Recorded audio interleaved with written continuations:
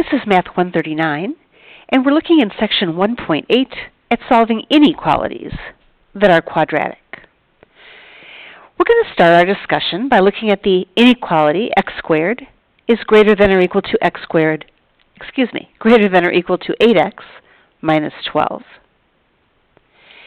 In order to do this, I'd like to examine this analytically, graphically, numerically, all of the different ways that we've discussed.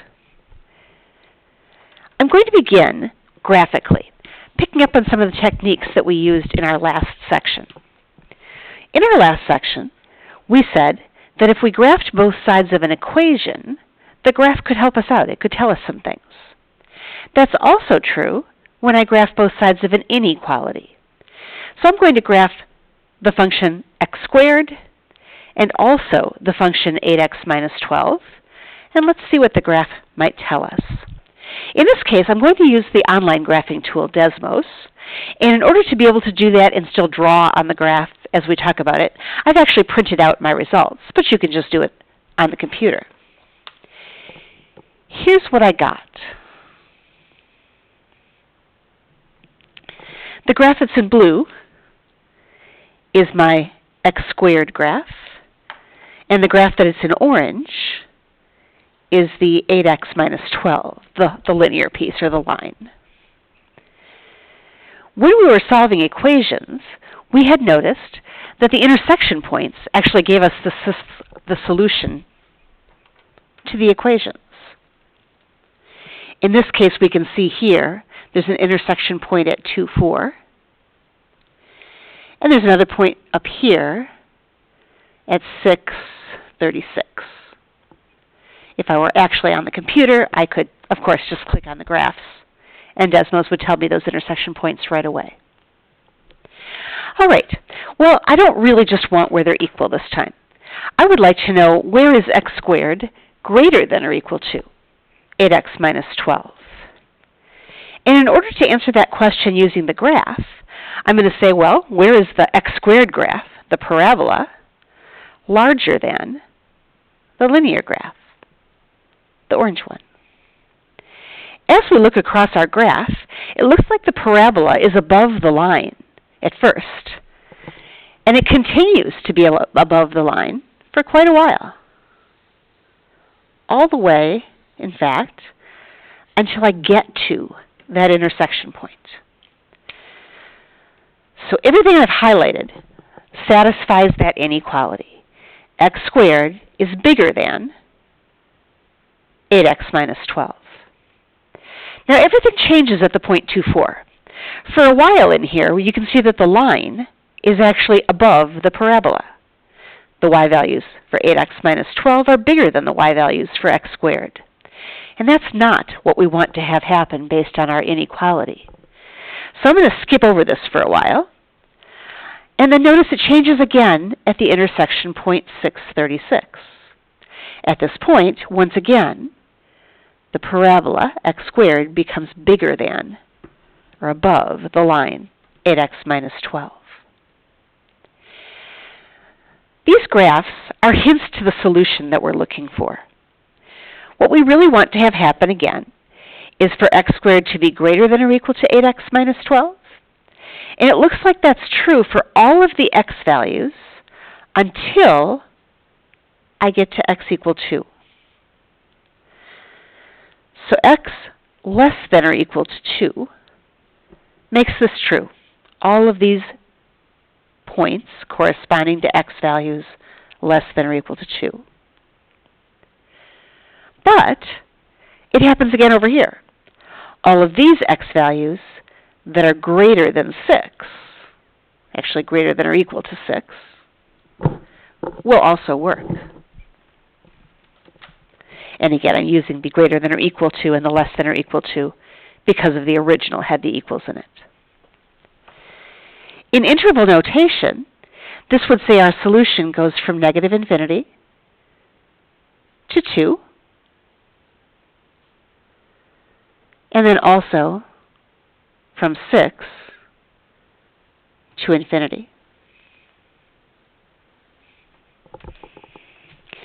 So on the graph, we can see how to solve that inequality. Let's take a look at the table of values as well. Notice we want the x squareds, all of these values, to be greater than or equal to the 8x minus 12, all of these values. That is certainly true at first. The blue is bigger than the orange. And it continues to be true here and here. Right there, they're equal. That's that intersection point 24. And so all the way until I get here, from negative infinity to 2, the x squared numbers are bigger than the linear numbers. Now everything reverses.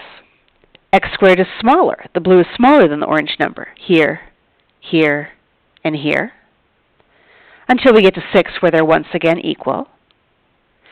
And then we pick up again with the blue, the x squared being larger than the linear number. So you can see using the table of values as well that our solution goes from negative infinity to 2, then skips for a while, and picks up at 6, and keeps on going. A table of values like this is helpful to illustrate numerically what's going on, but in more complicated problems it would be less useful because sometimes the intersection points aren't nice whole numbers. So I picked a special example so I could use the chart here. All right, how would we do the same problem using just the equation, analytically? Well, the first thing we seem to need to know is the intersection points. We need to know that 2 and that 6, or we'll never get to this answer. So analytically, I'm going to start by saying, let's go ahead and solve what I'm going to call the related equation. To get the related equation, I just take my original inequality and replace the inequality sign with an equals. We know how to solve quadratic equations. Usually we start by getting them to equal 0, so I'm going to do that. X squared minus 8x plus 12 equals 0. And this one I believe I can factor. X squared would be x times x, a sum of negative 8, and a product of 12. I'm thinking negative 2 and negative 6 would do that.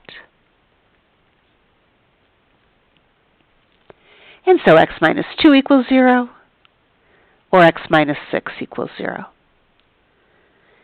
And there are those intersection values, x equals 2 and x equals 6, that we saw when we looked at the graph. All right, how am I going to get from that to these two intervals? Well, essentially, if you remember the graph, everything changes at the intersection points. If the parabola is above the line, it continues to be above the line until we get to that intersection point. Then the line's above the parabola for a while, and it doesn't change again until we get to the intersection point. So if I'm working by hand without a graph or a table of values that the calculator or computer has generated for me, one thing that I could do is I could just test specific numbers. I'd need to test some number over here smaller than 2.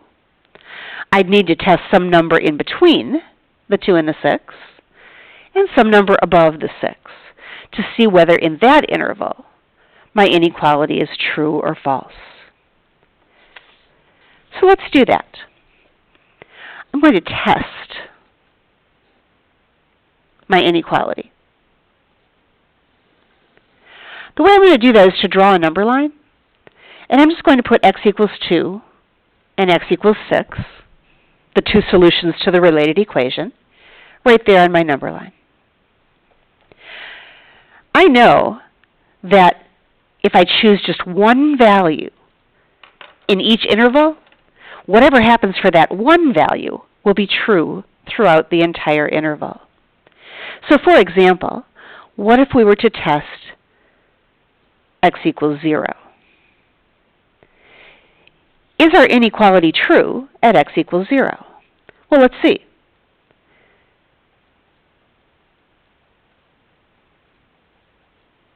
If I were to plug in 0, I would get 0 is greater than or equal to negative 12. And that certainly is true. Let's try another one. I only need to pick one point within the interval because things only change at the intersection points. So let's pick 3 this time. And once again, I'm going to check to see whether my inequality is true. So I'm going to plug in the 3. Is 3 squared greater than or equal to 3 minus 12? That is 9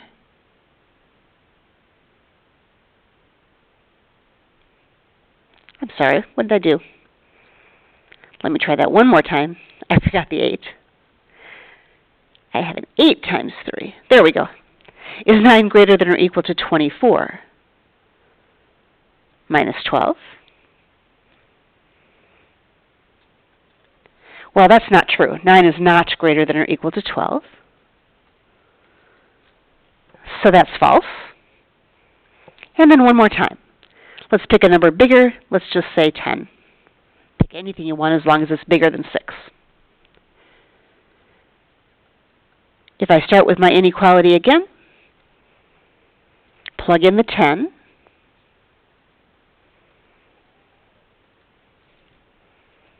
Is 100 greater than or equal to 80 minus 12? Well, yeah, 100 is greater than or equal to 68. So that's true.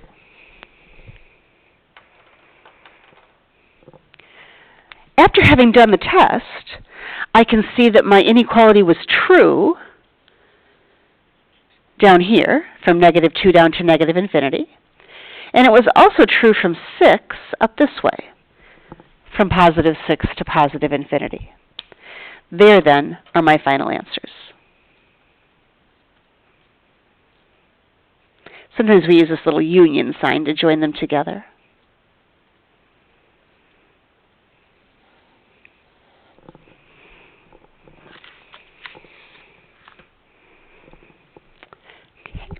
One comment I'll make before we move on to the next video is that although I was very specific and wrote out my test by hand on all of these, it would also be fine for you to use a table of values generated by your calculator to do the test. So for example, if I choose the test point 0, it would be fine for me to go over here to my calculator and say, oh, is 1 greater than or equal to, 0. Is 0 greater than or equal to -12? Yes, that's true. And then I went to the test point 3. At 3, is 9 greater than or equal to 12? No, that's false, and so on. So I wrote out my tests by hand, but it is okay to use the table of values on the calculator or computer to do the calculations for your test as well.